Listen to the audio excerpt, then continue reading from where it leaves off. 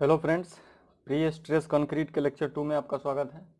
और जैसा कि मैंने पहले लेक्चर में बताया था आपको कि वो वीडियो सिर्फ समझने के लिए आपको था, और इसमें मैंने आपको अच्छे से नोट्स भी लिख दिया है, सब चीज़ प्रोवाइड किया, और फिर से सारा चीज़ मैं बता भी दे रहा हूँ एक बार।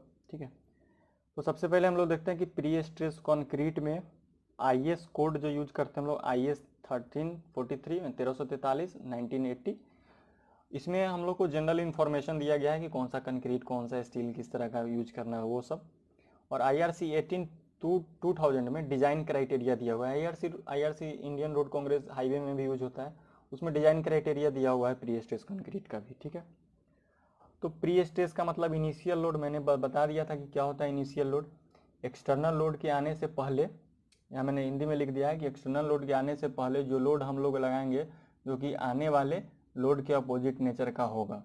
ये चीज़ समझना है अगर काफ़ी डिटेल में, तो फर्स्ट लेक्चर आप लोग देखें, मैंने बहुत डिटेल में बताया है सबको। ठीक है, डायग्राम बना बना के। अब बात करते हैं कि नीड ऑफ प्री स्ट्रेसिंग क्यों हुआ, ये भी मैंने समझाया है, बट यहाँ पे नोट के पॉइंट ऑफ व्यू से देख लेंगे। The big point of the concrete is that its tensile strength of concrete is only about 10 to 14% of its compressive strength।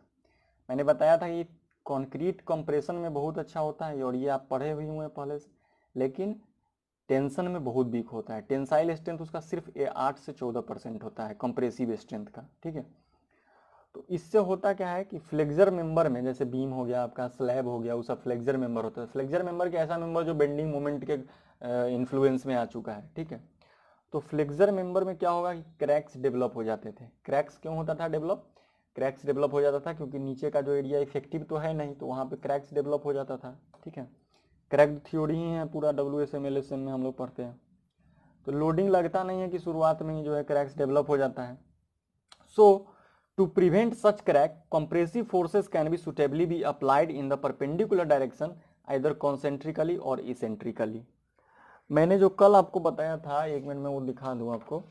मैंने कल यही बताया था आपको कि यहाँ से हम लोग देखिए, ये क्या होता है, क्रैक्स यहाँ डेवलप होंगे। क्रैक्स जो डेवलप होते हैं वो यहाँ पे होता है, फ्लेक्सर क्रैक, शियर क्रैक, ये सब पढ़े होंगे आप लोग। तो क्रैक्स डेवलप हो रहा है इस तरह से यहाँ पे, तो इसके परपेंडिकुलर डायरेक्शन में हम लोग प्री स्ट्रेस फोर्स यहाँ लगा रहे हैं। ठीक है, उससे होगा क्या, उससे हो रहा था कि हमारा पूरा का पूरा सेक्शन, ये लेक्चर आप जाके देखें जरूर, फायदा करेगा आपको। उससे होता था क्या कि पूरा का पूरा सेक्शन इफेक्टिव हो जाता था हमारा, तो क्रैक नहीं डेवलप होगा। तो क्रैक डेवलप नहीं होगा, तो यहीं से एक पॉइंट आ जाता है इंटरव्यू में कि वाटर रिटेनिंग अगर स्ट्रक्चर है तो हम लोग को RCC डिजाइन करना चाहिए, प्री स्ट्रेस डिजाइन करना चाहिए। तो जाहिर सा बात है, इसमें क्रैक डेवलप नहीं हो रहा है, प्री स्ट्रेस का डिजाइन कर देंगे तो ज़्यादा सही रहेगा। अब बात करते हैं व्हाट इज प्री स्ट्रेसिंग। तो pre stressing is the application of the initial load on a structure to enable it to counteract the stresses arising from subsequent load during its service life। यानी कि उसके पूरे service life में जो भी बाहर से आने वाला एक्सटर्नल लोड है, उसको काउंटर एक्ट करने के लिए, उसको अपोज करने के लिए, उसके इफेक्ट को कम करने के लिए हम लोग एक पहले इनिशियल लोड लगा देते हैं, जिसको प्री स्ट्रेसिंग फोर्स कहेंगे, ताकि वो जो है उसके इफेक्ट को, आने वाले एक्सटर्नल लोड के इफेक्ट को क्या करे, काउंटर एक्ट कर दे। आई थिंक ये क्लियर है आपको। अब देखिए होता क्या है कि जब प्री स्ट्रेस का कॉन्सेप्ट शुरू शुरू में आया, तो हमने क्या किया था कि हेडिंग है प्रॉब्लम्स इन ईयरली अटेम्प्ट्स, जो पहले अटेम्प्ट किया गया प्री स्ट्रेसिंग फोर्स में, प्री स्ट्रेसिंग कंक्रीट में, उसको देखेंगे जरा। हम लोग का क्या था, ये बीम था। तो क्या किए ना कि इसमें माइल्ड स्टील ले लिए। माइल्ड स्टील होता है Fe250, और कंक्रीट इसमें नहीं है। यहाँ पे ये एंकर प्लेट रखा हुआ है। एंकर प्लेट का कुछ नहीं मतलब, ये समझिए कि यहाँ से एक हुक टाइप का है, और यहाँ पे इसको फंसा लिए हैं, और इसको फंसाने के बाद इसको यहाँ पे खींच के टाइट कर रहे हैं, टेंशन दे रहे हैं। ठीक, यहाँ पे ये सिर्फ पकड़ने का काम कर रहा है। ठीक, ये इसलिए क्योंकि आप देखिए एंकर प्लेट लगाने से होता क्या है, जब आप इस बीम पे कोई भी, ये सब सोम का कंसेप्ट है दरअसल। जब आप बीम पे यहाँ पे आप अगर कोई भी, यहाँ ये वायर है, अगर माइल्ड रॉड है ये, इसको आप खींचिएगा तो क्योंकि एक पॉइंट पे लगा हुआ है, तो इस पॉइंट पे लगने की वजह से क्या होगा, स्ट्रेस कंसंट्रेशन हो जाएगा। स्ट्रेस कंसंट्रेशन होने की वजह से इतना दूर के एरिया में इफेक्ट आपको दिखने को मिलेगा। इसलिए यहाँ पे एक प्लेट लगाया गया है ताकि स्ट्रेस कंसंट्रेशन न हो पाए। अब हम लोग इसको खींच रहे हैं, खींच के छोड़ दिए, इसको टेंशन दे दिए। ठीक है, खींच के इसको यहाँ भी टाइट कर दिए किसी चीज़ से, एब्यूटमेंट बोलते हैं चाहे एंकर प्लेट, जो भी बोलना है बोल लीजिए, और टाइट करके छोड़ दिए। उसके बाद हम लोग क्या करते हैं कि इसको कट कर दिए, ये सिंबल है कट का, कि इसको हम लोग यहाँ से कट कर दिए, इधर से भी एंकर प्लेट खोल दिए चाहे कट कर दिए। अब बाहर से आ गया डब्लू लोड। अच्छा सॉरी, पहले यहाँ से कट नहीं किए, पहले क्या किए कि पहले इसमें ये जो शेडेड है ये क्या है, कंक्रीट है। यहाँ पे हम लोग कंक्रीटिंग कर दिए, यहाँ पे हम लोग कंक्रीटिंग कर दिए, कंक्रीटिंग किए। तो कंक्रीटिंग करने के बाद हम लोग कंक्रीटिंग कर दिए, उसको 28 दिन के लिए अपना जो भी स्ट्रेंथ होता है पैरामीटर अपना, वो स्ट्रेंथ गेन कर लिया, क्यूरिंग जो भी हीट ऑफ हाइड्रेशन जो भी होता था वो अपना किया, अपना स्ट्रेंथ गेन किया। और स्ट्रेंथ गेन करने के बाद हम इसको कट किए। जब हम लोग इसको कट करेंगे तो ये जो टेंडन है वो छोटा होना चाहेगा, अपने लेंथ को ऑक्यूपाई करना चाहे, लेकिन ये कंक्रीट उसको क्या करेगा, उसको अपने ओरिजिनल शेप में आने नहीं देगा। लेकिन जब डब्लू आया लोड का इफेक्ट, तो जो हम सोचे थे कि इसका लेंथ कमना चाहेगा लेकिन कंक्रीट रहेगा तो लेंथ नहीं कमेगा, वो हुआ नहीं। ठीक है, वो क्यों नहीं हुआ, उसके वो ऑब्जर्व किया गया कि इफेक्ट ऑफ प्री स्ट्रेस का जो इफेक्ट था वो टाइम के साथ रिड्यूस हो गया। और कारण उसका हम लोग बताएंगे क्रीप एंड श्रिंकेज। श्रिंकेज होता है कि कंक्रीट का सिकुड़ना टाइम के रिस्पेक्ट में, और क्रीप होता है स्ट्रेन से रिलेटेड, कि टाइम के रिस्पेक्ट में लेंथ जो है रिड्यूस होते जाएगा तो उसमें स्ट्रेन का लॉस होते जाएगा। स्ट्रेन मतलब क्या, इलोंगेशन, और लेंथ अगर घट रहा है तो स्ट्रेन का लॉस हो रहा है, स्ट्रेन का लॉस होगा तो स्ट्रेस का लॉस होगा। ठीक है, तो अगर स्ट्रेस का लॉस होगा, इससे क्या समझते हैं भाई, तो Fe250 यूज किए हैं। माइल्ड स्टील का परमिसिबल स्ट्रेस अगर आपको WSM में पता होगा तो वो होता है 140 मेगापास्कल के करीब। अगर 20 mm डाया से चेक कीजिएगा आप लोग कि अगर 20 mm डाया से कम का माइल्ड स्टील हम लोग लेते हैं तो उसका परमिसिबल स्ट्रेस का वैल्यू जो होता है 150 होता है। और स्टील का मॉडुलस ऑफ इलास्टिसिटी जो लेते हैं वो 2 × 10⁵ मेगापास्कल लेते हैं।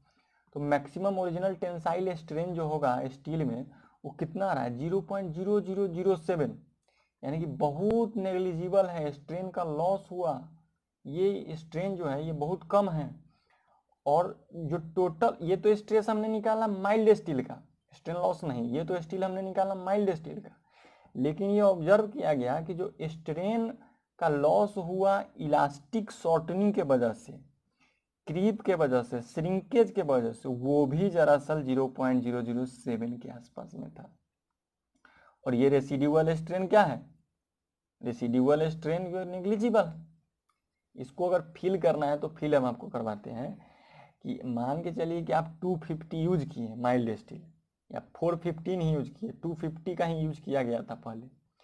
तो 250 का अगर आप यूज कर रहे हैं, मेगा पास्कल है ये, 250 स्ट्रेस होता है, और परमिसिबल है 140 मेगा पास्कल, यानी आपको लॉस हो गया एक तरह से समझिए 140 का। ठीक है, 140 का आपको क्या हो गया, लॉस हो गया। तो आपके पास बचा कितना, 250 माइनस 140 कर देंगे, उतना ही बचा, तो बहुत सारा, बहुत कम गया लॉस। इसीलिए हम लोग इस यहाँ पे 1200 न्यूटन पर mm स्क्वायर से लेकर 2000 न्यूटन पर mm स्क्वायर के स्ट्रेस वाले स्टील को यूज करते हैं।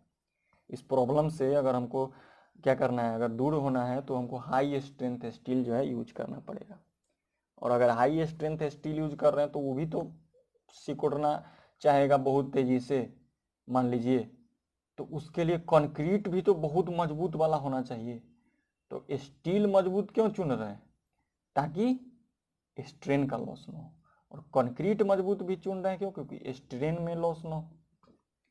नहीं आया समझ में, अरे भाई स्टील अगर 250 का यूज कर रहे थे तो उसमें परमिसिबल तो 140 मेगापास्कल का है, तो 250 में से 140 तो माइनस कर दीजिए, तो उतना ही रेसिड्यूअल स्ट्रेस बचा ना, उतना ही रेसिड्यूअल स्ट्रेस बचा। लेकिन अगर मान लीजिए 1200 mm स्क्वायर का कोई ले चुके हैं स्टील, तो उसमें से कितना भी लॉस होगा, 200 न्यूटन पर mm स्क्वायर के हिसाब से भी अगर लॉस होगा तो उसमें रेसिड्यूअल 1000 न्यूटन पर mm स्क्वायर बच जाएगा कि नहीं, ये चीज समझाना चाह रहे थे। तो अब देखिए कि the solution to increase the residual strain, residual strain को इंक्रीज करने के लिए और इफेक्टिव प्री स्ट्रेस जो लग रहा था उसके इफेक्टिवनेस को बढ़ाने के लिए हम लोग क्या किए, हम लोग हाई स्ट्रेंथ स्टील को एडॉप्ट किए with much higher original strain, ठीक है। और इसमें स्ट्रेन भी बहुत ज़्यादा होगा, मैंने बताया 1200 से 2000 न्यूटन पर mm, ठीक है, न्यूटन पर mm स्क्वायर, इतना हाई स्ट्रेंथ लेते हैं हम लोग।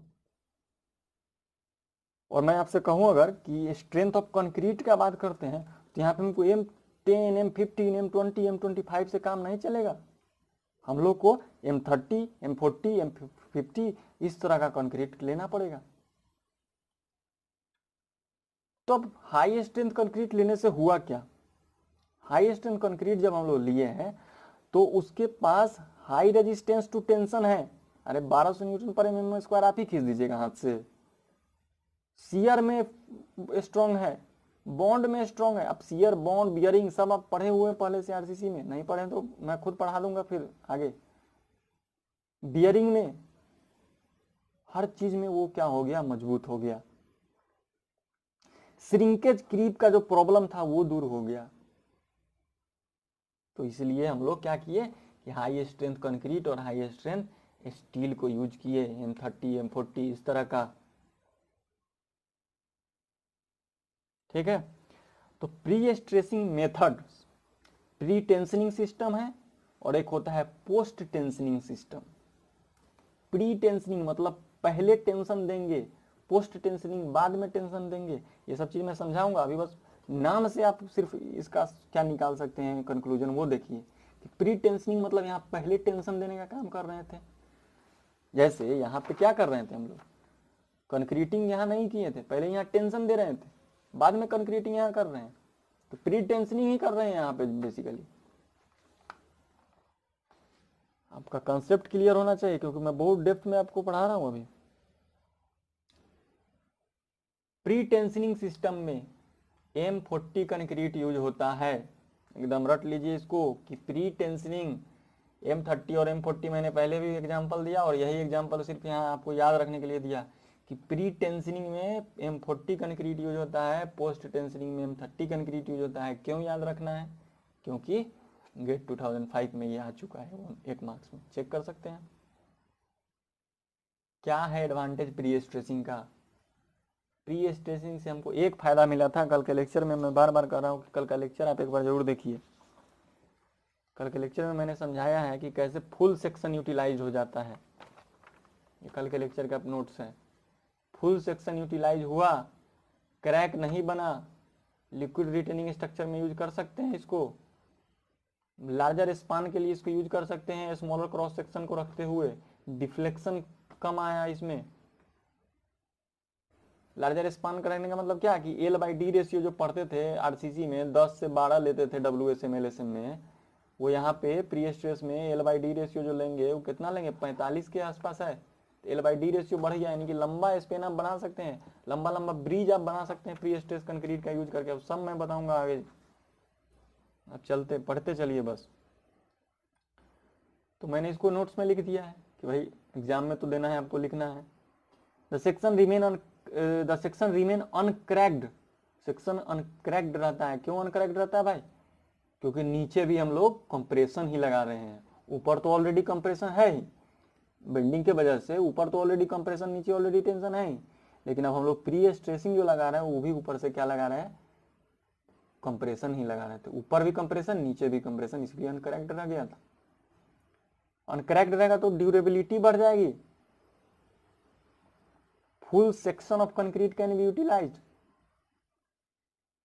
Shear resistance capacity increased due to confinement. अरे भाई शियर रेजिस्टेंस, अब खैर आप आरसीसी में शियर पढ़े होते तो ये पॉइंट आपको एक समझाने का जरूरत नहीं होता। शियर रेजिस्टेंस क्या, हम लोग यहाँ स्टील होता है टेंशन जोन में, कंप्रेशन जोन में भी कुछ स्टील होता है, यहाँ से इसको क्या करते हैं, दोनों को बांध देते हैं हुक से। यहाँ हुक लगा दिया, अभी समझिए कि ये हुक है। तो ये कन्फाइनमेंट जब मिलता है तो ये शियर रिइंफोर्समेंट आने वाला जो टाउ होता है उसको ये रोकता है। तो हम लोग जब इस तरह का प्री स्ट्रेस में बार यूज करेंगे तो उसको शियर स्ट्रेंथ भी बढ़ेगा उसका। लिक्विड रिटेनिंग स्ट्रक्चर के लिए यूज किया जाएगा। L/D रेशियो देखिए 45 के आसपास है, ratio is possible, high L/D ratio is possible. इसका मतलब क्या है, प्रैक्टिकलिटी समझिए इस बात का, इस 5वें नंबर पॉइंट का प्रैक्टिकलिटी समझिए। वो ये है कि कम डेप्थ रखते हुए, क्रॉस सेक्शन का डेप्थ जो है वो कम रखते हुए लंबा स्पान तक जा सकते हैं आप। लंबा स्पान का एक गर्डर बना सकते हैं, एक ब्रिज बना सकते हैं। ठीक है, तो आशा है कि इस लेक्चर में आपको यहाँ तक का चीज़ समझ में आया होगा। मैं पहले भी बताया हूँ कि 15 मिनट, 16 मिनट, 12 मिनट, 13 मिनट के वीडियो से ज़्यादा लंबा वीडियो नहीं बनेगा, इसलिए अब हमारा समय हो चुका है। तो इसलिए आज का लेक्चर यहीं तक। Thank you.